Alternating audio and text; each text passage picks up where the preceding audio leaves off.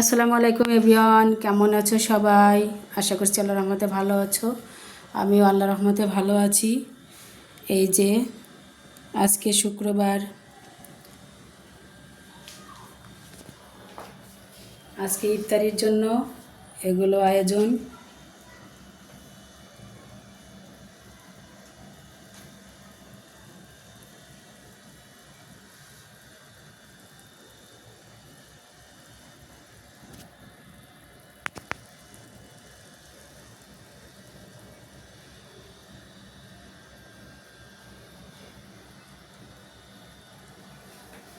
তো একটু পরেই আজান দিবে, তো আমরা এখন আজানের অপেক্ষায় আছি।